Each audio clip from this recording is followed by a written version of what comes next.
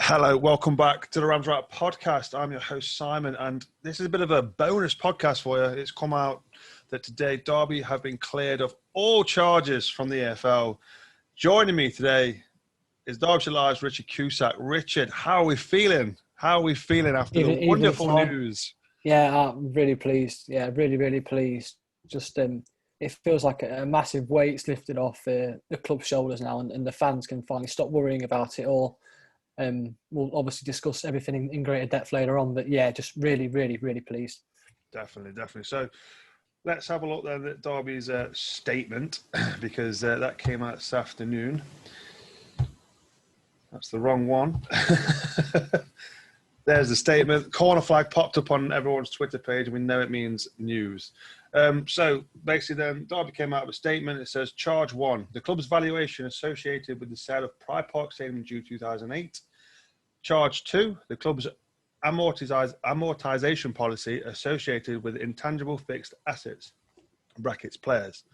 The club strongly contested the challenge to the valuation of Pride Park Stadium, as well as the newly notified charge in respect of intangible fixed assets amortisation, and has been consistent relating to this matter from the outset. The charges held up against the club were put to an independent disciplinary commission, and the outcomes were as follows. So charge 1, which was the club's valuation, was just totally dismissed, and charge 2 was also dismissed, save for the commission found the wording of the amortisation policy in its final financial statements could have been clearer.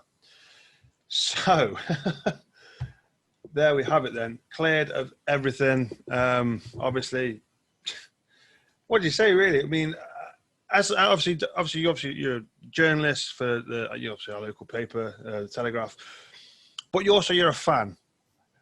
How did it make you feel to finally sort of get this off your chest? And it's all, I mean, before you heard the charge, I mean, were you convinced, or did you think that, when you hear the stories coming out from like the Daily Mail and stuff saying that we're potentially going to have a 21 points drop, and all of a sudden now it's all cleared? How did that, did you feel that we potentially could be getting a points deduction? I think from the club's response back in January, I know that the club and the owner, Mel Morris, were obviously very keen to stress that they had done nothing wrong. And they actually got they were quite kind of steadfast in their response, weren't they? That we've not done anything wrong here.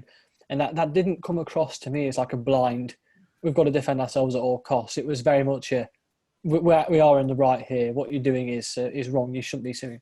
Shouldn't be come after us like this. And I think for me, having looked at what happened with the Sheffield Wednesday case recently, where I think the issue that they had with Derby was that, they'd sold their stadium, but it wasn't technically, they didn't break any rules. They were creative.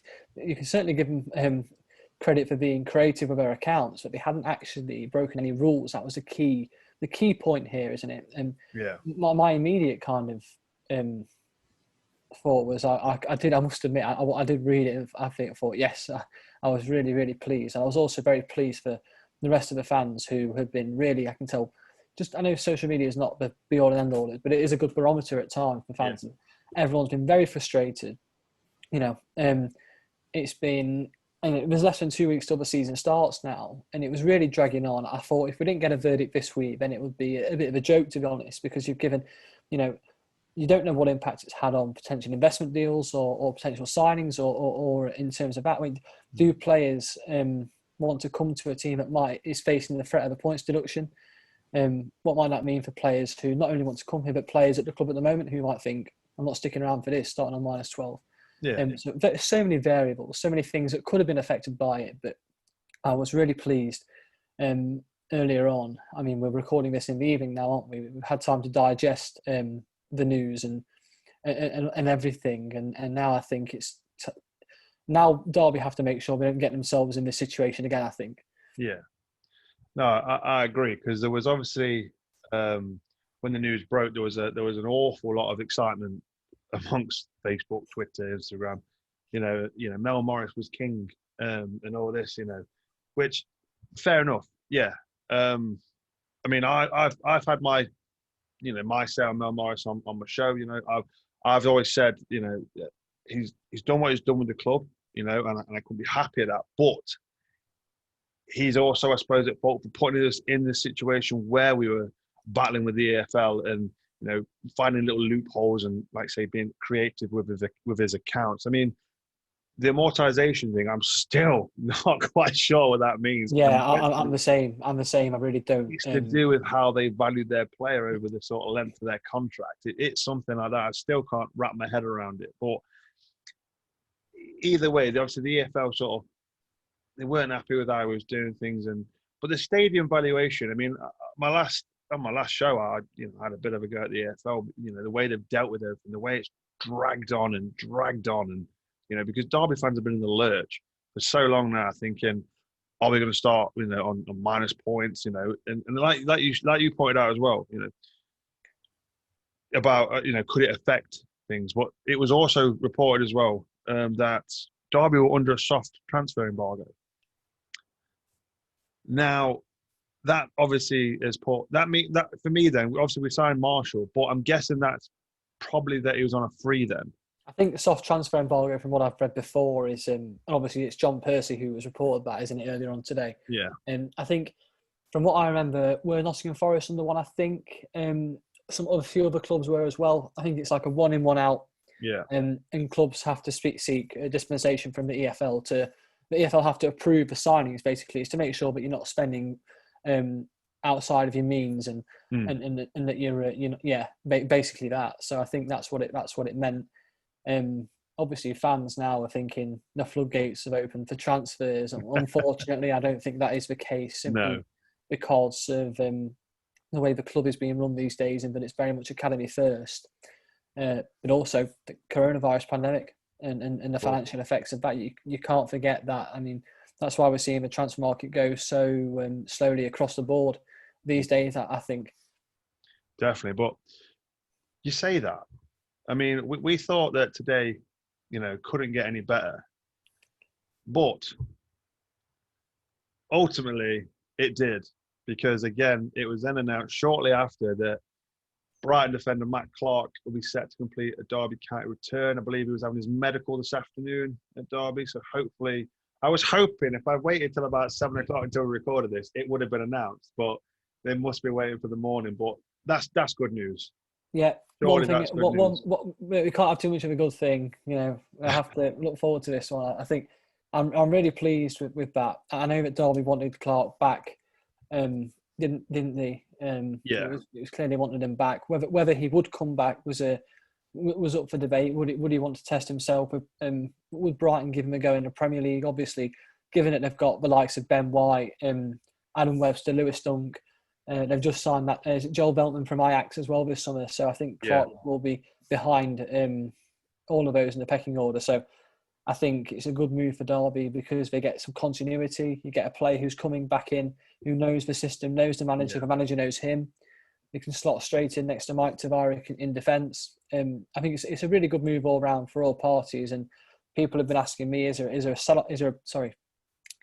clause in the deal that allows Derby to buy him permanently? I wouldn't be surprised if there was. I don't know if there is or not, but I wouldn't be surprised if there was. Yeah. Because as far as Brighton are concerned, if they buy him from Portsmouth last summer, what was it, for about $3.5 million, and sell him for 15 in a couple of years' time, it's good business. It doesn't matter if a player plays for you or not. It's good business. So let's watch that space. But that's a really good signing, I think. Yeah, for me, I think he obviously played the year, weren't he? And he had a bit of a lull patch at the start of the season, but he came back and he was, I'd say he was probably one, if not probably our most consistent player. And it's weird how we're doing the transfers, actually, because we've obviously, we bought a keeper in, which was, I guess, our main priority. I mean, how did you feel about the Marshall transfer? I've had my set because, I mean, I ultimately, I think I felt a bit underwhelmed by it just because of you hear the rumours and stuff, and you see got loads of people on social media that put out all these keepers from abroad, and all of a sudden we're linked with 35-year-old David Marshall, who, don't get me wrong, solid championship keeper, has got Premiership experience, a bit like Carson, just on, I suppose, a cheaper wage. But I think I felt a bit underwhelmed. But the more I'm thinking about it, I'm thinking, that is, as much as I've defended Roos and everything last year, and as much as I do like Keller Roos as a goalkeeper, I think we was somewhere that we definitely needed to strengthen. And I think, David Marshall for me, he fits the bill. I think for me, crucially, he's a player that Koku's identified and wants to bring in. I don't know what he's like at playing out from the back. I know that was a big thing that Koku wanted from his keepers. But ultimately, for me, the manager's identified his player. He's gone out and he's got him. I know he's 35, but goalkeepers are playing until their late 30s, early, even until they're 40 at some places, aren't we? So, I was from the off. I'm not just saying it for a counterpoint, but I actually was really kind of really behind this signing because I thought, good. I know the situation with Wigan's poor because you feel like you're profiting from their misfortune, but I know it's business, it's football, isn't it? And I was really pleased to get him. I think for a nominal fee or a free, I'm not sure how much it was if it was a nominal fee, but I know some people said a couple of 100,000 or something, but I think it's a bargain. You've got a top player, a top pro, someone who will straight away instill confidence into that back line. And crikey, we didn't have much confidence, did we, at all back there last season? And that's something we have a big, strong commanding presence between the sticks. And in the Championship, it's invaluable. Yeah, no, I agree. And obviously then we signed Mike Taveric in January. He's joined us now. He's played, I think, 90 minutes, 245s in our pre-season friends are out. In fairness, since he's been in there against Peterborough, he played the second half, clean sheet. And then obviously Doncaster at the weekend, was it? Clean sheet. He's been here long enough, hasn't he, Mike? He's been here since. He's been here for a couple of months now, working with the players during the training for the latter half of last season when he couldn't play. Yeah. He's been in the building since June time, hasn't he? So he's been around a lot, and that'll really help. There's a really good interview with Radio Derby on the Facebook page where he was saying that if he needs to, he speaks Dutch with the manager and the coaching staff, and the English lads are saying, "Come on, let's have it in English." There might be a little bit of a Dutch sort of contingent there now, isn't there? With Mike Taveric. I tell you what, he seems like a really good character. I mean, when Chris Coles asked him how to pronounce his name, he said, "What, Mike?" I picked up. There's a couple of people put on Facebook. He seems like a really nice guy, doesn't he? Yeah. And I thought fair play to him because you need that character in the team, don't you? Someone who's going to have a bit of a laugh and stuff. And I'm all for it. I mean, that ultimately then obviously looks as a centre back pairing of Taveric and obviously Clarke. Obviously, if and when he signs, which looks inevitable now. Unless he's changing tactics and maybe playing a back three, chucking Wisdom in there as well. I've seen a few people suggest that. So how would you line up a back? Let's go from sort of like defenders and wing back side. How would you line up if you're going for a back five? I think if you're looking at you're looking at Clarke, obviously left-footed on the left. I think I'd put Taveric in the centre and then Wisdom on the right as a right centre back. Yeah. You obviously your wing backs, if you want to call them, Bogle definitely on the right, and then the left-hand side, I personally think I'd go with Buchanan over Lowe and Forsyth because I think I don't know what it is about Max Lowe. Yeah, he's brilliant going forward and he has his moments of genius. And defending-wise, again, he's good, but I don't know. He's just so inconsistent for me. Don't get me wrong. I do think Max Lowe's a very good player, but I just for the back end of last season, seeing Buchanan, just his pace down that left-hand side and his willingness to get forward, I think he could be a very good wing-back. But obviously, no doubt it will be Lowe. If we do go, three at the back, it will be Lowe and Bogle as your wing-backs. But then obviously your midfield three. Because the only reason I say him three at the back is because I think, you play two up top.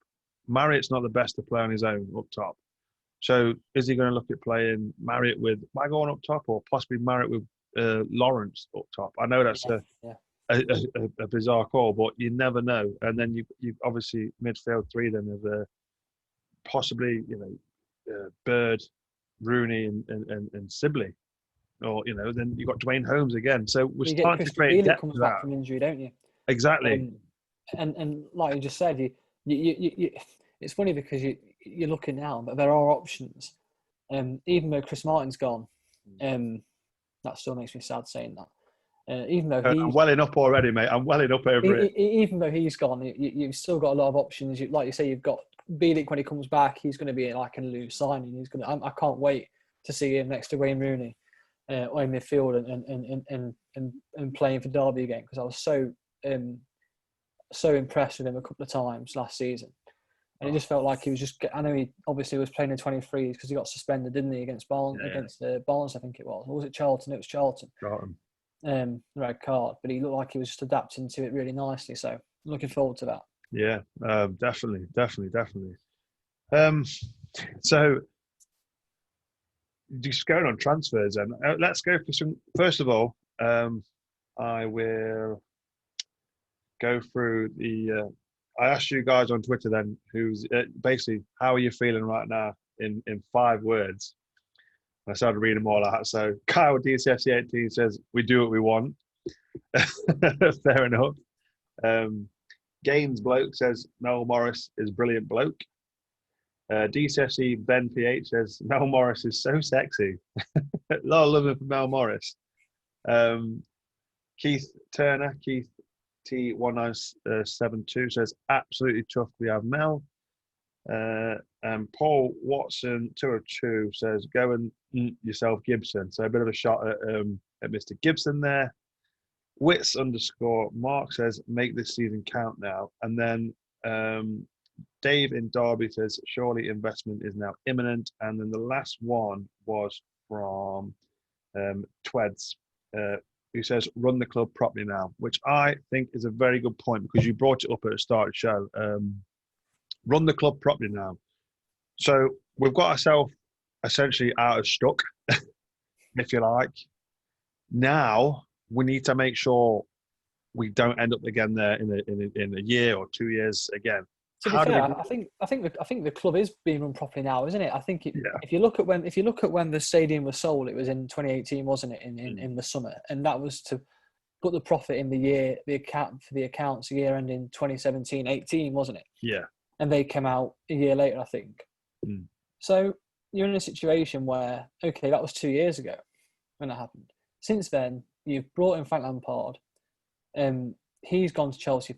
Rowett since went to Stoke for compensation, a lot of money. You brought in Lampard. He's been poached by Chelsea. You've sold 1 or 2 players as well. Yeah, so Vidra went it for about 13 million. I think. So I think we made sold Vidra in it.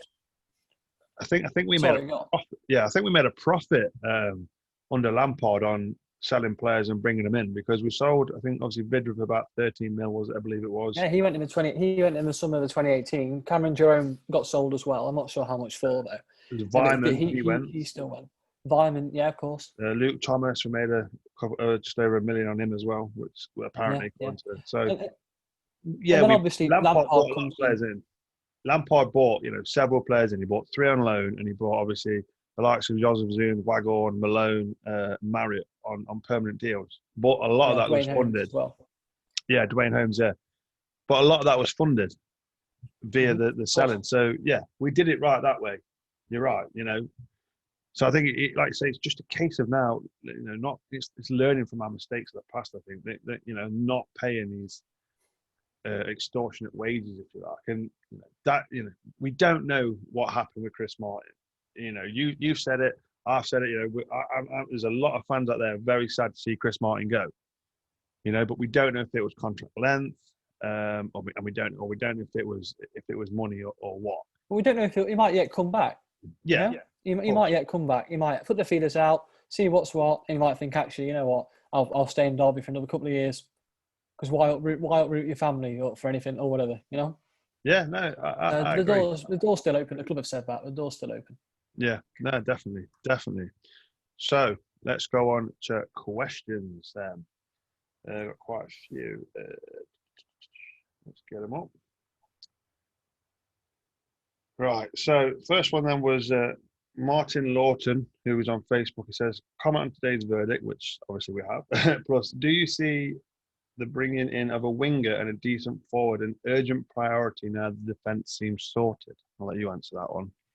I think now we had the great Jonathan Panzo saga the other day, didn't we? Where the Mirror was saying that Derby was set to land him, and then obviously it turns out he's actually going to Dijon. I'm not sure that deal's been confirmed yet, but yeah, let's just make that clear. That wasn't the Telegraph. It wasn't you in the Telegraph reporting that. That was the Daily Mirror, who obviously, and Sky as well, reported it.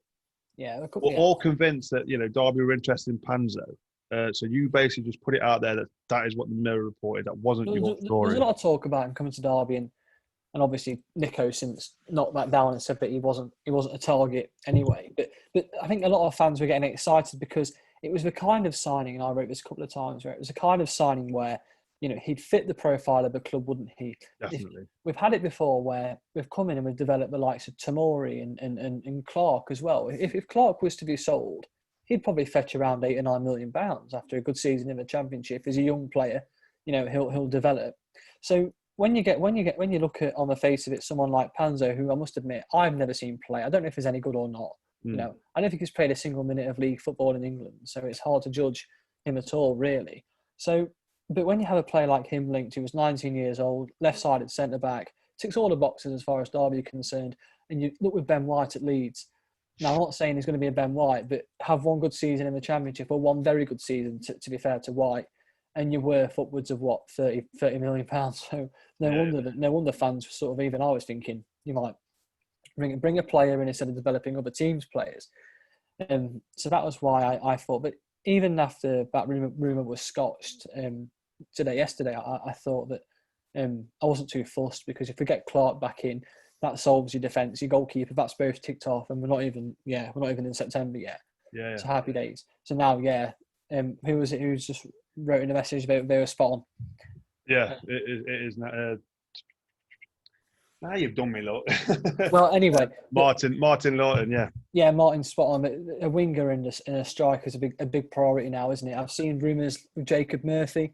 I'm not too sure. I didn't really get people excited, but I think he'd be a serviceable sort of player at this level. But I think a winger and a forward. I think we need competition for Marriott and Waghorn up front. There's obviously Whittaker. There's Jamal Hector Ingram. Yeah. But I think we need some genuine quality. I'd love to see someone like, I know I said this last time, I'd love to see someone like Jordan Ibe back, or someone who could genuinely excite. Even I need Tom Ince, but I'm just putting it out there that a player like him who has got genuine quality. I think they flourish in this team. I mean, I think we just on the Panzo thing. What excited me about that was, yes, he was English, right? He's an English player, former Chelsea player. However, he wasn't playing in England. You know, he'd signed obviously for Monaco, and then Monaco sent him out to Cercle Bruges, obviously Belgium. So I think it was nice to see he was going abroad, and that's what excited the fans as well. It was nice to see him going abroad, and they could think, oh, maybe we find a little gem abroad that could do us some good.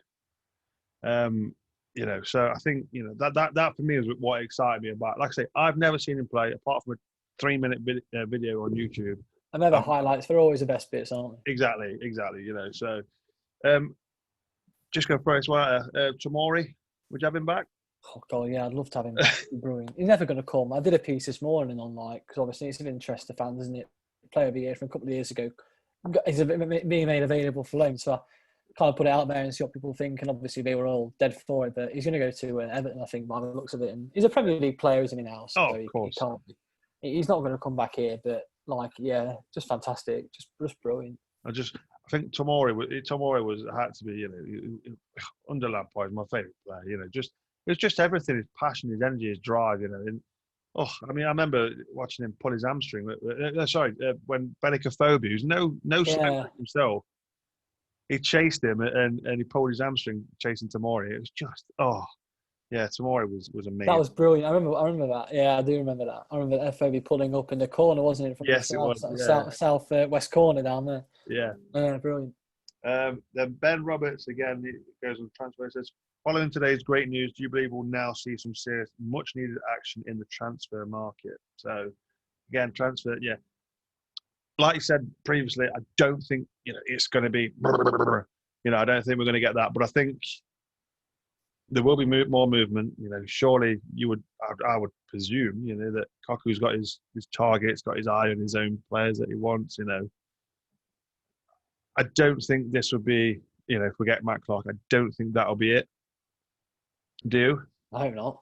I'm going to say I hope not. Look, you know, this transfer window feels like it's like no other transfer window I've ever seen before. Like, it does take a chain reaction sometimes for stuff to get moving. One club buys a player, then they need to replace, and it goes down the line, doesn't it? But this time it just feels like clubs are waiting and waiting because they don't know what's going to happen with the fans coming back to the game, so they can't budget for certain gate receipts and stuff. And I think in the era of in the Championship, it's a big deal because the television revenue is nowhere near, obviously, like the Premier League is. So Prem sides can probably budget for no gate receipts because they probably do that most seasons anyway. Yeah.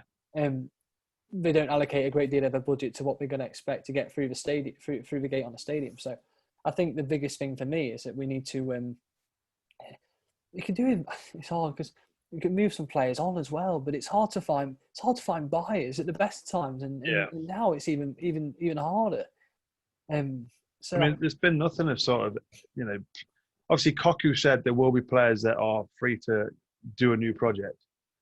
And I've seen rumours of Yozefzoon. Again, someone that Lampard brought in has not really cut it since he's been in. He will be linked away though, won't he? I mean, of course he will. Because he's the first thing. One of the people you think of who's not had a look in under the new manager, and straight away you think, but who's going to buy a player who's barely played and will be on quite a big wage, I should imagine. And then you got Malone as well, another one. I think he's obviously. I think I've seen a couple of rumours that he might be going out to Portsmouth or something like that. So it's just we do seem to have this knack of buying players that we can never then always struggle to get. We struggle to get rid of, I suppose. It's just it's funny because the only time whenever you bought a player, developed him and sold him on for a profit, like that does seem to be the business model for a lot of clubs now. Probably Vidra, right? Yeah, probably him. And he took a couple of seasons to get going. Yeah, I'd say we had Ince before him. Maybe we sold Ince for. Yeah, I think we got about £9 million from him, didn't we, in the end? Yeah. But I think the biggest thing for me is that it's been said a few times, but it feels you never know.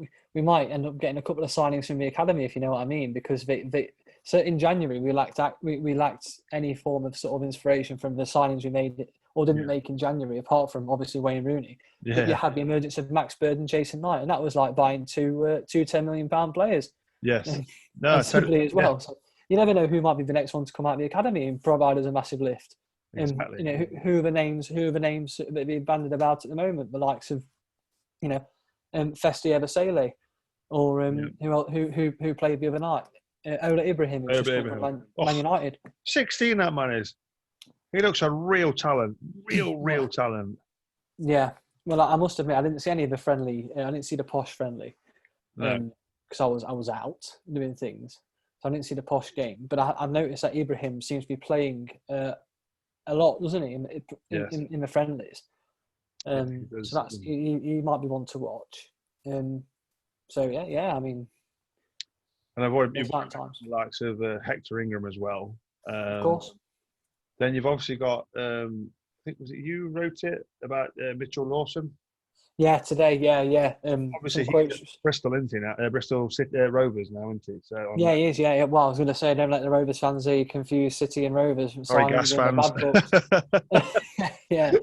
I was speaking to somebody and they sort of suggested that there might be a loan to buy agreement in his deal, which wouldn't surprise me too much because I think if he's gone out on loan in January and then gone out on loan to the same club, he's probably not in the manager's plans, is he? You can reasonably assume that he's not in the manager's plans if you're willing to loan him out for 18 months. Yeah, because he's a bit older, isn't he, than the other lads? I think he's 21. I think he's 20, to be fair, which is still very young when you're my age. I'd say that as someone who's only a few years older than him, but that feels like ages ago. Yeah, exactly.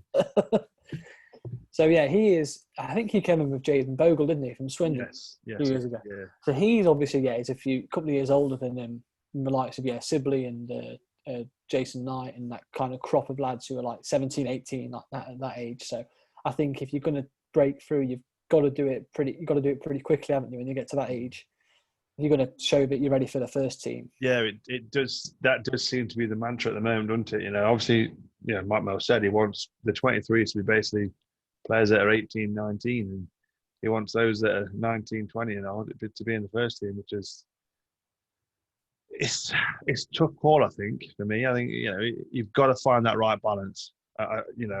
Which it looks as if we are doing.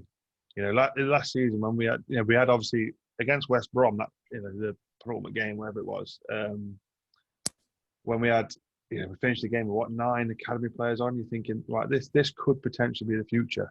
But Yeah. as excited as exciting as that was to see, you've also got to think, wang about that they're not going to be able to do this week in, week out. They do need some experienced heads there. No, exactly. And I think Ollie from Derby County blog wrote something really, he nailed this point, to be honest, when he said, it isn't Philip Cuckoo's job to play an under-23s team. That's Darren Wassell's. Yeah. So if you finish in a game of 9 academy graduates, it's great, but it just goes to show that some of the first team players you've got probably aren't cutting the mustard. Yeah.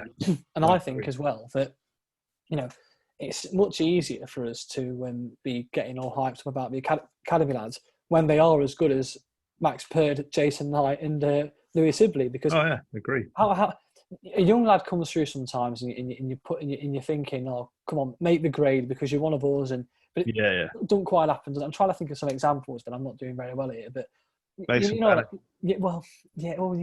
of, I guess so.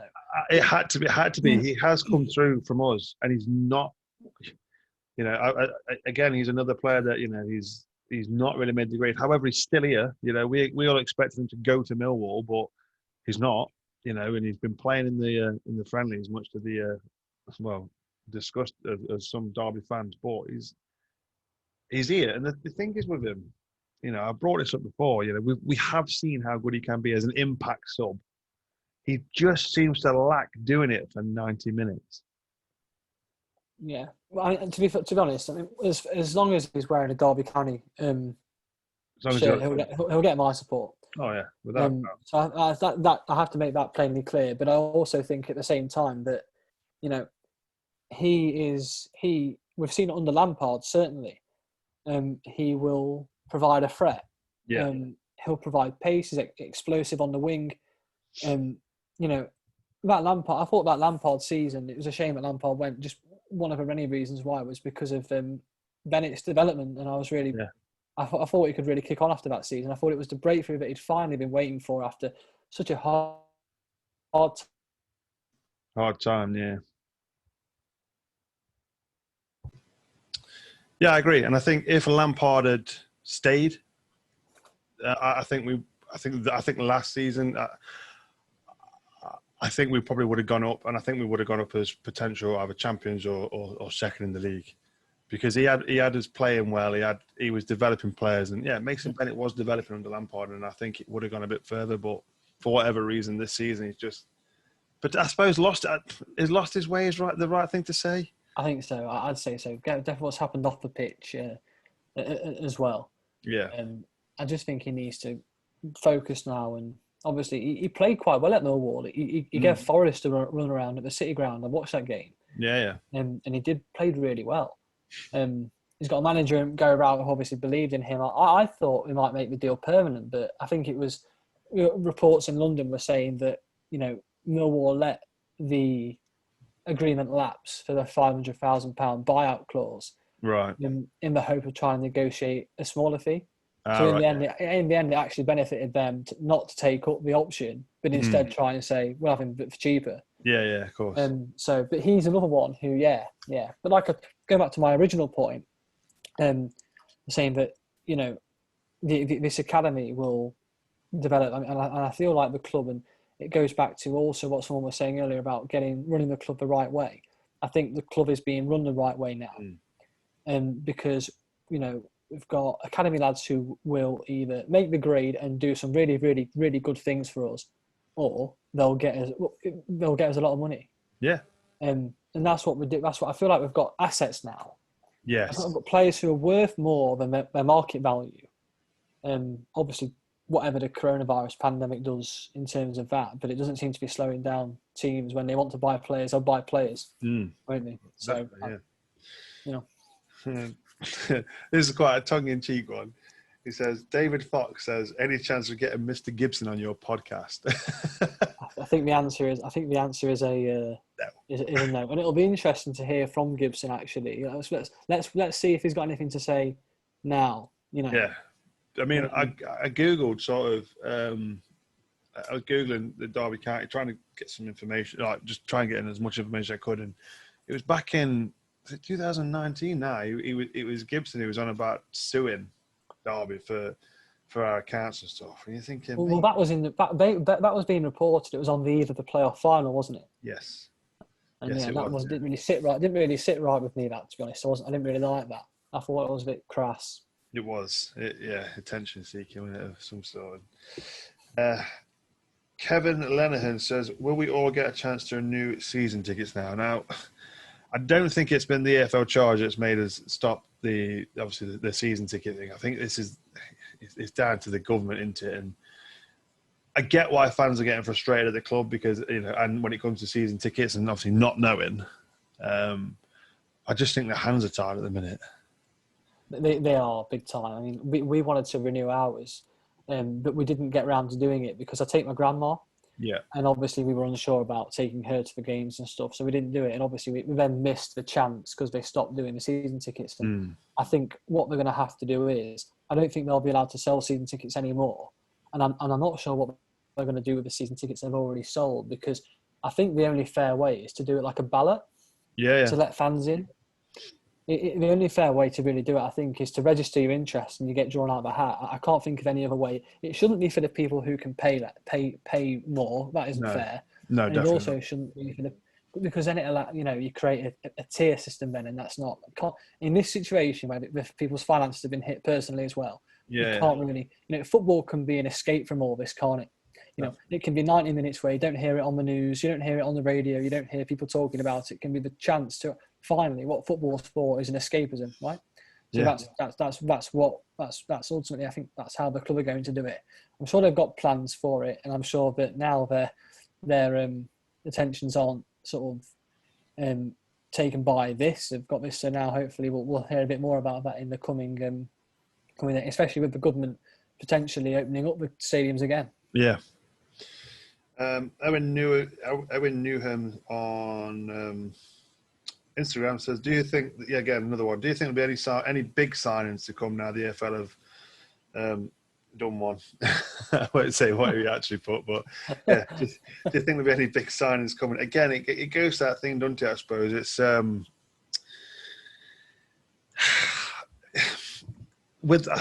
think with the whole COVID thing and the whole situation, I think especially below the Premier League, transfers are going to be tough because you've got to try and get the right value for your player, and just the money's not going to be there like it has been. No. I do fully agree that we will sign somebody or sign maybe potentially two more players into the ground.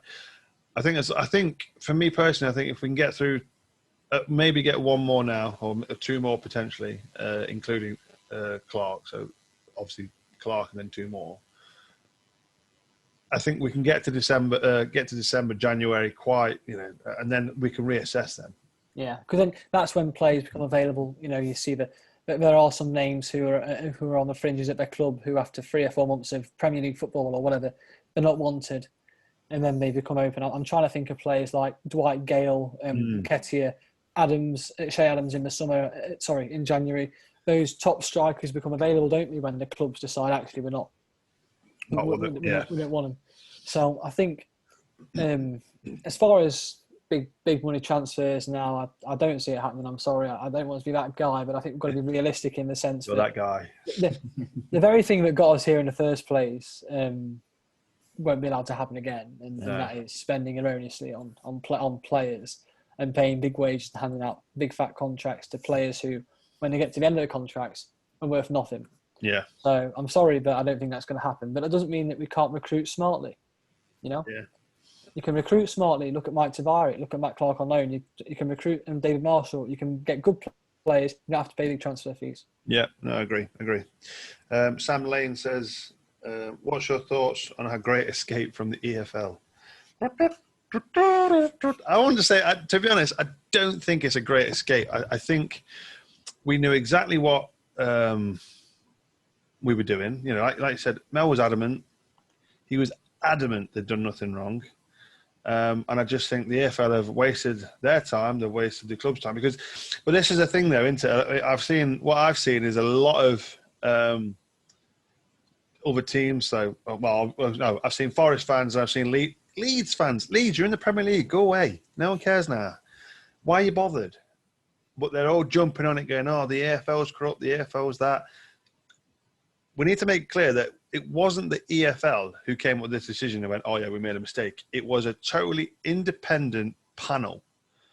I don't know where they got the panel from, but it was an independent panel that made the decision. It wasn't the EFL. No. And crucially, the EFL can appeal. Yeah. They have 14 days. The clock starts now. 14 days for them to appeal. I don't think they will appeal. I'd be really surprised if they did. I think for them to appeal an independent disciplinary commission after they've been found not guilty, I can understand if you've been found guilty and you're appealing, but if they've been found not guilty and then the EFL appeal it just send out all the wrong signals for me, to be honest. If you're a league governing body, why would you appeal that? I don't think they will. No. But they did appeal Birmingham City's guilty verdict, when the charge was proven, and they did appeal, didn't they? But Blues only got reprimanded when they went back to the independent commission. Yeah. But I don't think. I think hopefully this is the end of it now. Yeah. I noticed that Derby on the end of their statement, didn't they, said that we look forward to concentrating our efforts on the upcoming season. Yeah. They're determined to put it to bed. You think that EFL might have bigger fish to fry at the moment. Oh, yeah. With everything that's going on with the COVID pandemic and stuff. Yeah. You might think that. So we'll just have to wait and see what happens. But hopefully it's the end of it all. Because I couldn't take any more. You got cramp in your hand writing about it all the time. Yeah. It's just, you know what, I think a lot of people, me included at the time, were buzzing when obviously John Percy said that Derby could look to obviously sue the EFL. For me, it's done with now.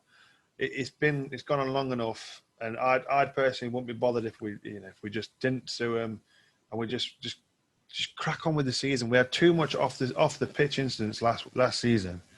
I don't want any more this season personally as a fan. I just want solely to concentrate what's going on the pitch. None of this corner flag statements. No Mel Morris on TalkSport talking to Jim White. I don't want any of that anymore. You want a season to be remembered for the football, don't you? Yes, I tried to say that last season. Hopefully, especially after drink drivers, I was like, hopefully this season can be remembered by stuff on the pitch and not off the pitch. But when I did my season review, everything was dominated by things off the pitch. Everything. Yeah. I think when I spoke to Shane Nicholson on pod, he was saying only real positive last season was the academy lads, and I just don't want another season where it's, I'd like to say, it was a really good season. Everyone played well. We brought some good signings in, and we were fighting for top six. We got top six, and then we got knocked out in the playoffs again, as usual. You know what I mean? I'd rather a season. That's why I'm glad this has been done. That's why I'm glad this has been done now. Finished. That's it. Yeah. We speak no more of it, hopefully. Fingers crossed. Couple more questions then. Talk DCSC on Twitter says, hopefully the fans won't think this means we're going to... He's in your boat now, look. Hopefully the fans won't think this... You found my burner account, Si. Oh, have I? Yeah. Hopefully the fans won't think this means we're going to sign players on big money now. The long-term plan should still remain to promote youth and smartly acquire players they think can make the difference on the pitch and also increase value. Yeah, he's got it spot on. We don't need to talk about that. Great comment, Talk DCFC. Sorry, we did it for you. I will read this one actually. Andy Redfern on Twitter says conspiracy theory. It's not going to get me in trouble, is it? No. He says the EFL always knew they didn't have a case, so delayed the announcement as long as possible to punish. He put DCSC live. I'm assuming he meant. I hope it doesn't mean us. Yeah. He's punishing you. I need them to work more. Yeah. The only way they could, or I'm being paranoid. I don't think there's any conspiracy theories. I think you're wasting your time. That's not. I don't think. There's not an agenda, is there? Let's be honest. There's not an agenda from anybody, including certain newspapers. There's not an agenda from the EFL. They're just doing their jobs, aren't they? And it's gone to an independent commission. They've heard that they're not biased at all. They are independent in the name, and they have been absolutely satisfied we haven't done anything wrong. So it's the end of the matter now, isn't it? Let's Yeah. not think about conspiracy theories. Let's think about let's hopefully think about a season of football coming up. And Mark Andrew Coo always asks me good questions. So I'm putting this one to you because this is a good question. Mark says, are you ready? You're listening. You ready for this one? He says, do you think Derby has become a money pit for Mel? One that he is probably looking to do a runner for the right price, or should he, after learning by his mistakes, clean up his mess he's made and make good on his promise to the fans and get us in the Premier League? So, in layman's terms then, should Mel run now, leave, or should he stick and finish what he started? The thing is that people say, I come back to my earlier point, and I say this a few times, learn from his mistakes. And I feel like I'm sticking up for the owner, and I am in many ways. I know we've had the issue with the loan from MSD and all sorts of stuff like that. And obviously, I'm not 100% sure on the current situation at the moment. I don't know about the investment, so it'd be unwise for me to make any sort of representation on that behalf. But, you know, with learning from his mistakes, I'm not quite sure what the sort of the person writing it means by that, because, like I've said before, we have, haven't we? We're running a club now that is producing academy talent, and we're not spending big transfer fees. The transfer fees we are spending on are on players like Christian Bielik, who, if he hadn't picked up his injury, like I mentioned earlier, he might be, after a season and a half or 2 seasons in the Championship, going up to the whatever. He comes from he's a Polish international, Arsenal academy graduate, top player, worth a lot more. So we're not. I don't think we are in the position we were in a couple of years ago. We're in a much better situation with regards to the players we've got who are worth more money. We've got Wayne Rooney in midfield. I mean, I can't believe I'm even saying that. You know, Wayne Rooney plays for our club. We're on a very sound commercial. It sounds like we make a lot of money from commercial deals, given our, with the Lampard factor and the Rooney factor as well. We're on Sky every other week. I think everything's done right. And I think Mel Morris is a Derby County fan at the end of the day. He does not want to leave this club with his tail between his legs and not be welcome back at the club. I don't think that's his plan. And I think as a businessman, he knows that if he gets to the Premier League, then imagine what this club could do in the Prem. Yeah. The commercial acumen, the business acumen that Morris has already displayed in terms of, with the accounts and stuff. I think that we're set up. I know I've heard this from every new signing, walks through the door, the training facilities are brilliant, blah, blah, blah, stadium's great, all the rest of it.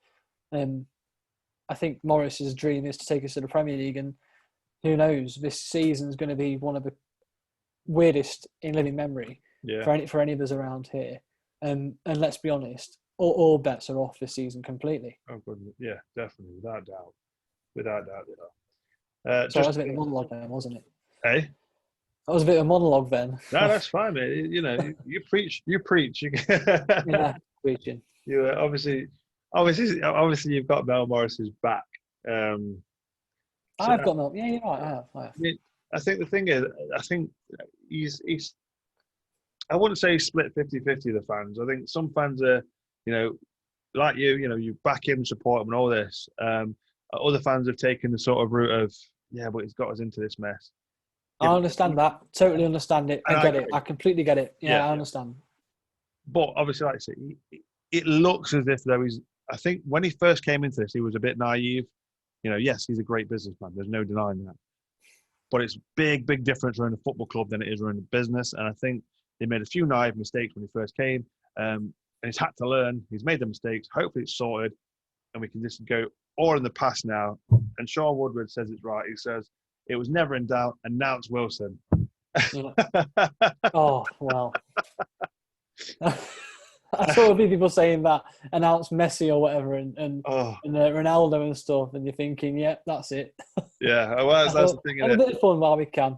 Exactly, announce Wilson. I mean, yeah, as good, as much as I would, and as good as Harry Wilson is, I would take Harry Wilson back in a heartbeat. I just don't think we have got that sort of fundage. It's never going to happen, is it? Let's be honest. That's what happens when you.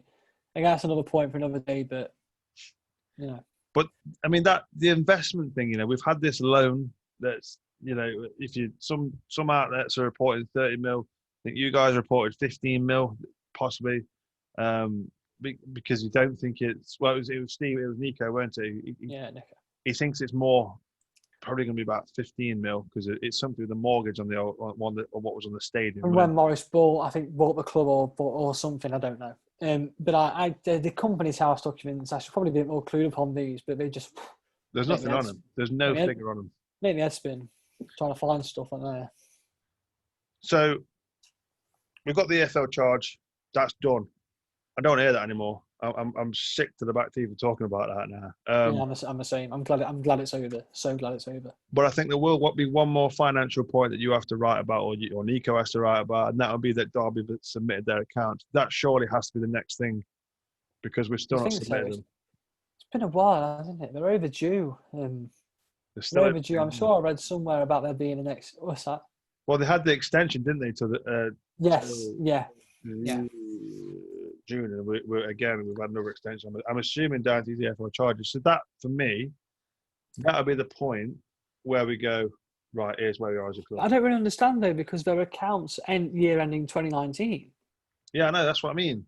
So I don't understand what the year's been and gone. We're not still in the financial year. I don't get it. I don't get it. I don't. And, that's that's the bit that haunts me a little bit, is the fact we've not put our accounts in yet. But I think once they're in and it says, yeah, we're all right, we've done this, or we've made this, or whatever, I think once that's in, I'll be happy. I'll be satisfied. There'll be no talk of points deduction, relegation, and I think I've said this many times, and I'll say it again now. When Koku first signed, I was absolutely over the moon when he signed. Judging by obviously how he was as a player, how well, how much of a high regard he was held as a player. He played for top clubs, Barcelona, Holland, PSV. Won multiple trophies. Then went into management, won multiple trophies, and then he came to us.